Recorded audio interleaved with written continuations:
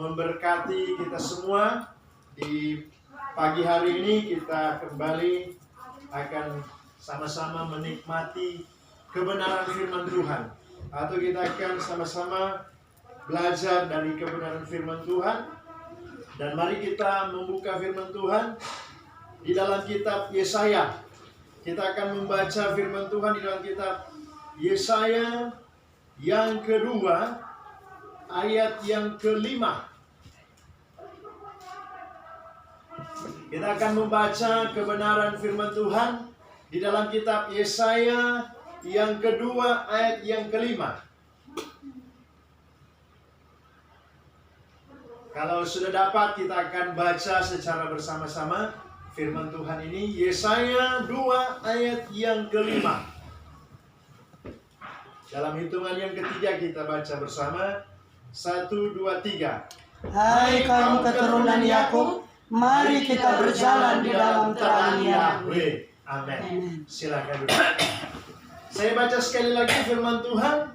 Hai kaum keturunan Yakub, mari kita berjalan di dalam terang Yahweh. Hari ini saudara, saya akan membawakan materi tentang terang. Kalau kita melihat di dalam kitab suci berbicara tentang terang, banyak penjelasan-penjelasan yang dijelaskan oleh Bapa Yahweh melalui para nabi, para rasul. Karena memang nabi-nabi dan rasul-rasul yang dipakai Tuhan, mereka itu telah dibukakan rahasia-rahasia kebenaran Tuhan, atau telah diwahyukan kebenaran firman Tuhan. Banyak hal yang Tuhan sampaikan kepada tokoh-tokoh kitab suci, termasuk tentang terang. Dan hari ini kembali kita akan belajar tentang terang. Dan terang itu siapakah yang dimaksudkan dengan terang, atau siapakah sesungguhnya terang itu? Kalau kita membaca di dalam kitab Yohanes yang ke-12 ayat yang ke-8, mari kita lihat di dalam kitab Yohanes, Yohanes 8 ayat yang ke-12, dan juga 1 Yohanes 5 ayat, kita akan lihat 1 Yohanes 1 ayat yang ke-5. Tapi kita baca dulu Yohanes 8 ayat yang ke-12. Maka Yesus berkata pula kepada orang banyak, katanya, Akulah terang dunia. Barang siapa yang mengikut aku, ia tidak akan berjalan dalam kegelapan, melainkan ia akan mempunyai terang hidup. Amin. Dikatakan Yohanes 8 ayat yang ke-12, Yesus berkata, Akulah terang dunia. Dan barang siapa berjalan di dalam terang, dia tidak akan, saudara, mengalami kebinasaan. Berjalan di dalam terang, saudara, dia akan memperoleh kehidupan. Karena ternyata terang itu berbicara Tuhan sendiri. Amin. Yesus adalah terang. Sama juga dengan di 1 Yohanes 1 ayat yang ke-5. Kita lihat 1 Yohanes 1 ayat yang ke-5. Boleh dibacakan. Demikian. Dan inilah berita yang telah kami dengar dari Dia dan yang kami sampaikan kepada kamu. Tuhan adalah terang, dan di dalam Dia sama sekali tidak ada kegelapan. Amin. Jadi jelas dari Yohanes 8 ayat yang ke-12 dan 1 Yohanes 1 ayat yang ke-5, Tuhan itu adalah terang, dan di dalam Dia tidak ada kegelapan. Nah, Tuhan menasihatkan kepada orang Israel lewat Nabi Yesaya, hai kaum keturunan Yakub, berjalanlah di dalam terang Yahweh. Nah, itu juga dinyatakan Tuhan Yeshua Mesias kepada murid-muridnya, harus berjalan di dalam terang. Demikian juga kepada kita yang ada saat ini, harus berjalan di dalam terang. Karena kita harus sadar bahwa dunia ini sudah ditutupi dengan kegelapan. Amin. Dunia ini sudah ditutupi dengan kegelapan. Kegelapan yang dimaksudkan adalah kegelapan dosa. Bahkan, saudara, kegelapan yang dimaksudkan juga adalah si jahat, adalah si kuasa kegelapan. Kalau kita membaca di dalam Yesaya 60, kita baca ayat yang kedua. Mari kita lihat Yesaya 60 ayat yang kedua, untuk membuktikan bahwa dunia ini sudah ditutupi oleh kegelapan atau dikatakan oleh si jahat. Kalau di 1 Yohanes 5 ayat yang ke-19 dikatakan telah dikuasai oleh si jahat. Kita baca. Sebab sesungguhnya kegelapan menutupi bumi dan kekelaman menutupi bangsa-bangsa. Tetapi terang Yahweh terbit atasmu dan kemuliaannya menjadi nyata atasmu. Amin. Jadi dikatakan bahwa Yesaya 60 ayat yang kedua, kegelapan telah menutupi bumi ini. Dan juga di dalam, kalau kita baca yang saya sudah katakan tadi, 1 Yohanes 5 ayat yang ke-19. Kegelapan yang dimaksudkan adalah si jahat. Adalah si kegelapan itu, yaitu kuasa setan. Kita baca 1 Yohanes yang ke-5 ayat yang ke-19. Demikian. Kita tahu bahwa kita berasal dari Elohim dan seluruh dunia berada di bawah kuasa si jahat. Amin. Jadi seluruh dunia berada di bawah kuasa si jahat. Oleh karena itu, Tuhan mau kita harus berjalan di dalam terang. Amin. Karena kalau kita berjalan di dalam terang, kita saudara tidak bisa dikuasai oleh kegelapan. Karena ketika dalam kegelapan, saya bawa dalam arti lahiriah, kalau malam hari, ketika saudara ada terang, gelap itu langsung hilang. Contohnya di rumah, kalau malam hari, ketika kita nyalakan lampu, terang itu menyinari ruangan dan kegelapan itu hilang. Amin. Kegelapan tidak akan bertahan ketika ada terang. Nah, ini gambaran kehidupan kita yang hidup di dalam terang, berjalan di dalam terang, yaitu berjalan bersama dengan Tuhan. Si kegelapan, roh jahat tidak bisa saudara menguasai kita. Walaupun dikatakan dunia ini telah ditutupi oleh kegelapan, yaitu si jahat, oleh dosa. 1 Yohanes 5 yang sudah kita baca tadi, ayat 19, telah dikuasai oleh si jahat. Tapi ada hal khusus bagi orang-orang pilihan Tuhan. Amin. Ada perbuatan khusus atau tindakan khusus, hal keistimewaan yang dilakukan oleh Bapa Yahweh kepada orang-orang yang mengasihi Dia. Kalau kita berjalan di dalam terang, walaupun memang dunia ini, saudara, masih dikuasai oleh si jahat, tetapi kita tidak bisa dikuasai oleh si jahat. Ada perbedaan.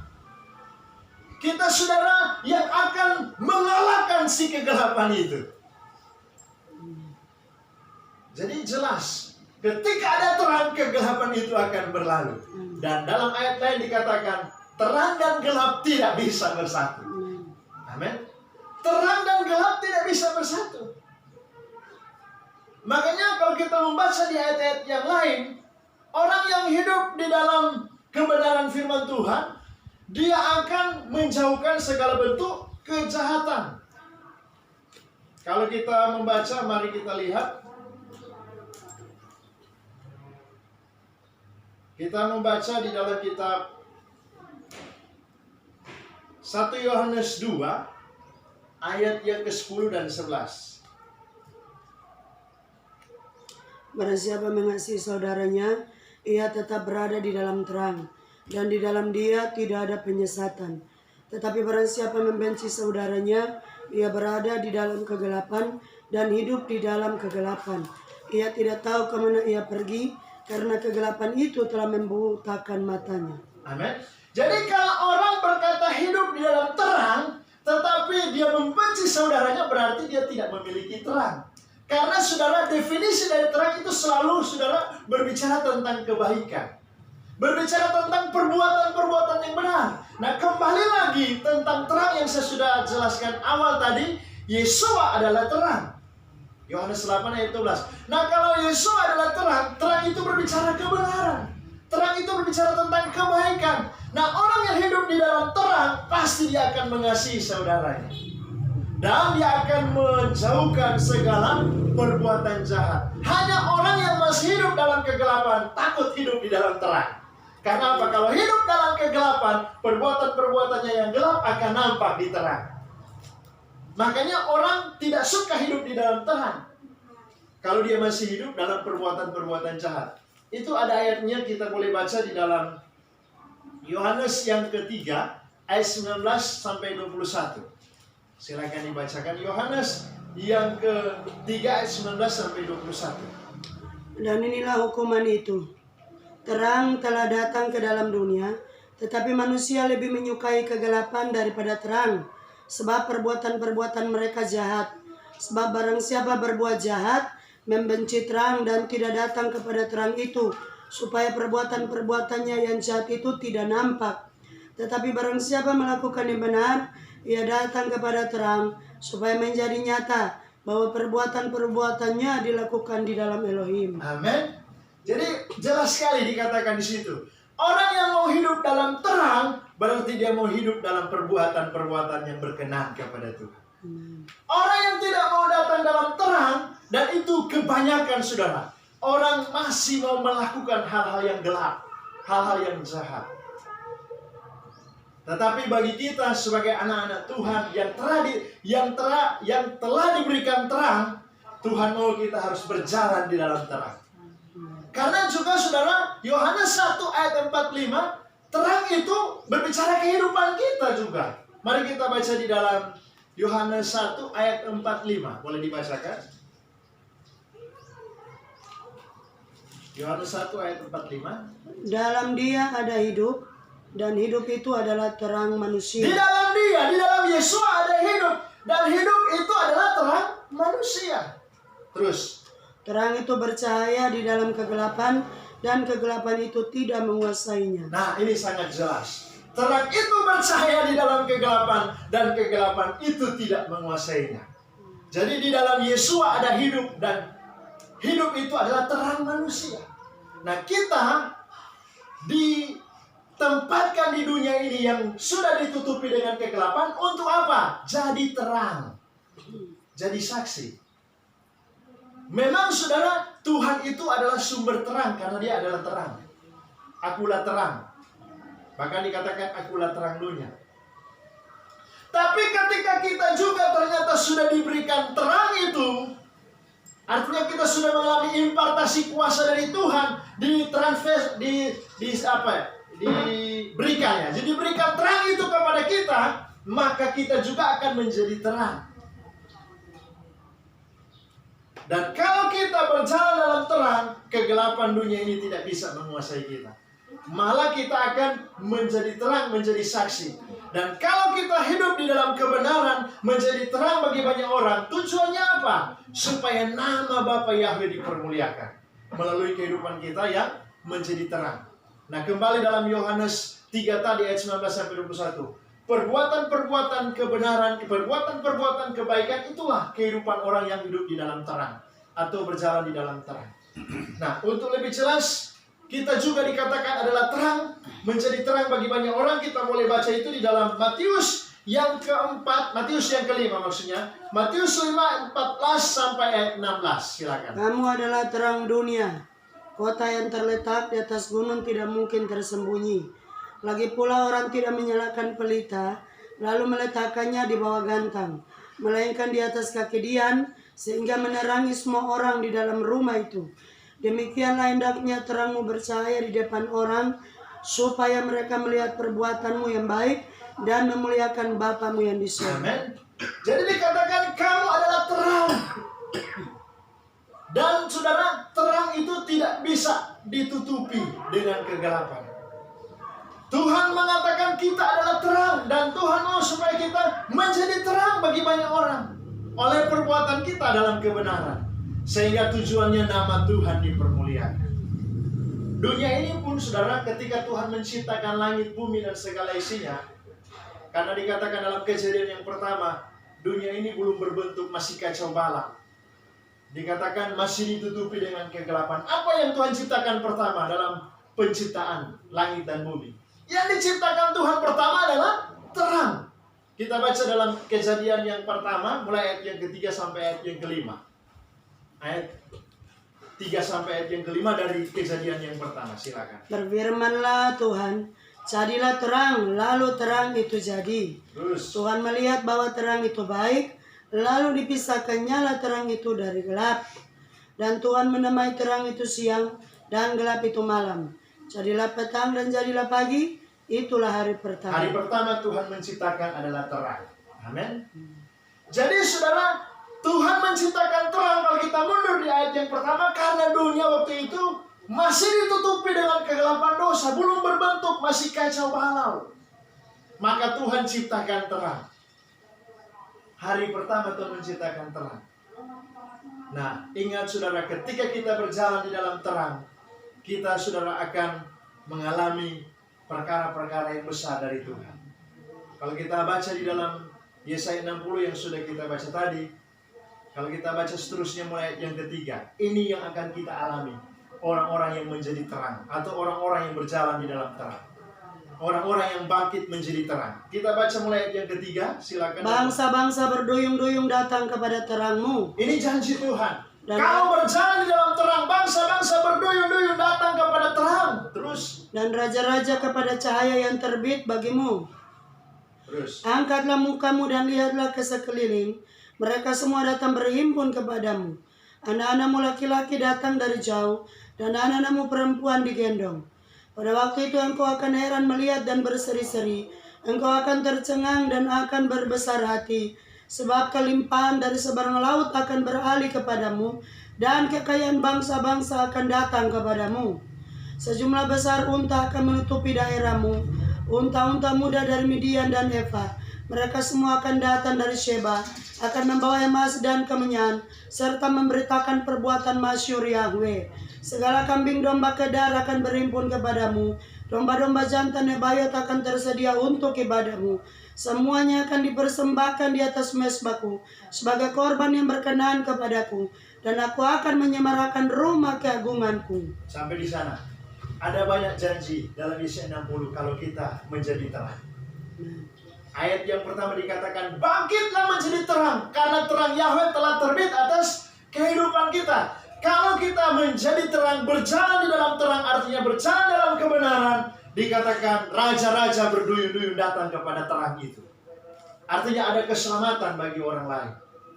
Melalui terang yang ada dalam hidup kita, artinya Yesua atau Bapa Yahweh yang ada dalam hidup kita, dan kita terus mau berjalan dalam terang, tidak hidup dalam kegelapan dosa, tidak saudara terbawa arus dengan keadaan dunia ini, atau yang namanya si jahat, maka selanjutnya Tuhan katakan segala berkat bahkan dari bangsa-bangsa kafir Tuhan akan bawa. Amin. Kelimpahan secara finansial, kalau kita baca di situ, kelimpahan secara finansial. Jadi berbicara berkat rohani dan berkat jasmani. Kalau berkat rohani, raja-raja datang berduyun-duyun datang kepada terang, itu bicara keselamatan jiwa-jiwa. Amin. Keselamatan jiwa-jiwa, bahkan anak-anakmu laki-laki, anak-anak perempuan. Perempuan artinya ada pemulihan dan ada berkat kelimpahan finansial di sana. Unta-unta dari Midian, dari Sheba datang saudara, dan tujuannya untuk menyemarakkan rumah Tuhan, untuk memuliakan Tuhan. Makanya penting bagi kita tetap berjalan di dalam terang. Dan firman Tuhan itu adalah terang bagi jalan kita. Kalau kita baca di dalam Mazmur 119 ayat yang ke-105, itu sampai sudah jadi pujian. Firman-Mu pelita, firman-Mu itu terang. Kita baca itu dalam Yohanes, Mazmur maksudnya. Mazmur 119 ayat yang ke-105. Dibacakan Mazmur 119 ayat 105. Demikian. Firman-Mu itu pelita bagi kakiku dan terang bagi jalanku. Amin. Firman-Mu itu pelita bagi kakiku dan terang bagi jalanku. Jadi ternyata terang yang dimaksudkan adalah Tuhan sendiri, Yesus Masih yang sudah kita baca tadi awal, Yohanes 8 ayat 12, akulah terang dunia. Dan ternyata saudara, firman itu adalah terang pada jalan kita. Pelita, terang. Sehingga kegelapan, masalah, pergumulan, persoalan tidak bisa menjatuhkan kehidupan kita. Yesus pernah berkata, orang yang berjalan pada siang hari tidak akan terantuk kepada batu. Karena kalau berjalan siang berarti terang. Ada terang. Kecuali kalau dia berjalan di malam hari, dia bisa terantuk. Walaupun di jalan yang sudah biasa kita ikuti atau kita jalani, Tapi kalau malam hari bisa kita salah jalan. Kalau gelap. Kalau pada malam hari. Jangankan di jalan, di dalam rumah saja, walaupun rumah kita sendiri dan kita sudah sebenarnya hafal persis keadaan rumah kita, tapi kalau malam hari kita bisa salah berjalan, bisa kita senggol meja, bisa tersenggol kursi, karena di malam hari. Makanya Tuhan Yesus pernah berkata, orang yang berjalan di dalam terang tidak akan terantuk kepada batu. Mari kita baca ayatnya, Yohanes 11 ayat 9-10. Yohanes 11 ayat 9-10. Dibacakan. Jawab Yesua, bukankah ada 12 jam dalam satu hari? Ya, ini berbicara siang hari. Karena kalau berbicara 1 kali 24 jam, ada malam, ada siang. Tapi untuk siang berbicara terang itu dari jam 6 pagi sampai jam 6 sore. 12 jam dalam satu hari. Silakan dibacakan. Siapa terus. yang berjalan pada siang hari, kakinya tidak terantuk karena ia melihat terang dunia ini. Tetapi jikalau seorang berjalan pada malam hari, kakinya terantuk karena terang tidak ada di dalam dirinya. Amin. Kalau berjalan pada malam hari bisa terantuk. Orang yang berjalan di dalam kegelapan, saudara, dia bisa terantuk kepada batu atau dia bisa jatuh ke lubang. Dia bisa, saudara, jatuh ke jurang. Itu bicara tentang kebinasaan. Lubang bicara tentang, saudara, kejatuhan. Perkara-perkara yang dirancangkan oleh si jahat. Jerat dari kuasa kegelapan. Jadi, kegelapan itu selalu mengacu kepada setan. Berbicara tentang kegelapan, itu selalu mengacu kepada setan. Sebaliknya terang itu selalu mengacu kepada pribadi Yesus. Atau berbicara tentang firman itu sendiri. Yang barusan saja kita baca tadi. Mazmur 19 ayat yang ke-105. Firman-Mu adalah pelita bagi kakiku dan terang pada jalanku. Nah, kalau kita berjalan di dalam terang, jelas kaki kita tidak akan terantuk pada batu. Artinya apa? Kalau kita hidup di dalam terang firman, masalah-masalah tidak akan membuat kita jatuh. Amin. Pergumulan-pergumulan, ujian-ujian iman yang Tuhan luaskan kita alami, kita tidak akan terantuk dengan hal-hal yang seperti itu. Karena saudara kita berjalan di dalam terang. Jadi hari ini saudara kembali Tuhan mengingatkan kita seperti nasihat Tuhan kepada bangsa Israel dalam pembacaan kita awal tadi, Yesaya 2 ayat yang ke-5. Harus berjalan di dalam terang Yahweh. Orang Israel ketika saudara mereka berjalan di padang gurun selama 40 tahun di padang gurun, mereka mengalami yang namanya perlindungan Tuhan. Kalau di malam hari ada tiang api. Jadi waktu mereka berjalan di malam hari ada tiang api sehingga mereka saudara tidak salah jalan. Karena ada tiang api yang menerangi perjalanan hidup mereka. Ada terang di sana walaupun malam hari. Ada terang. Malam juga berbicara kesulitan-kesulitan dalam perjalanan hidup kita. Tapi kalau ada terang Tuhan, sekali lagi, gelap itu atau malam itu akan berlalu. Sebagaimana perjalanan orang Israel 40 tahun di padang gurun, ada tiang api, ada terang sehingga mereka terus dipelihara oleh Tuhan.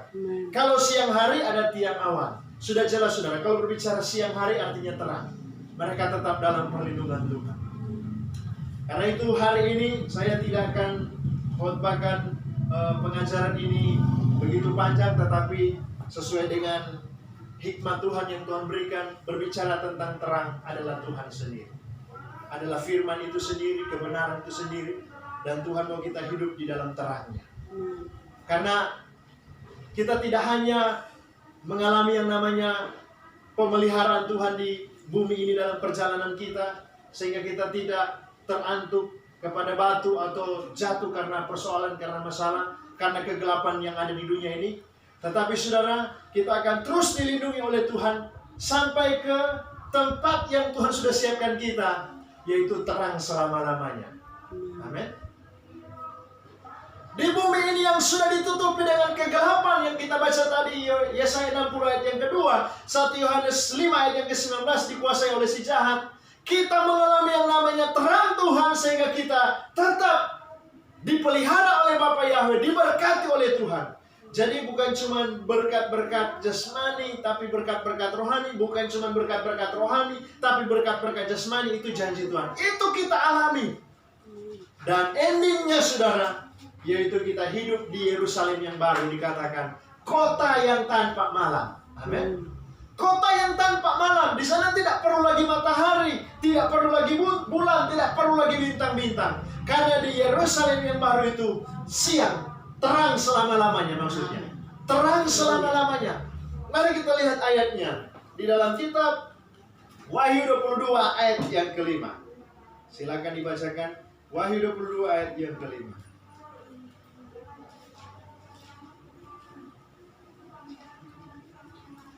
Dan malam tidak akan ada lagi di sana, dan mereka tidak memerlukan cahaya lampu dan cahaya matahari, sebab Yahweh Elohim akan menerangi mereka, dan mereka akan memerintah sebagai raja sampai selama-lamanya. Amin.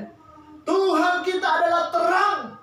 Dia menerangi kita masih di bumi ini sampai di Yerusalem yang baru. Amen. Di Yerusalem yang baru, kota tanpa malam, Tuhan sendiri yang menjadi terang. Maka memang jelas Tuhan adalah terang. Karena itu di hari-hari ini mari terus berjalan di dalam terangnya Tuhan. Artinya berjalan dalam kebenaran.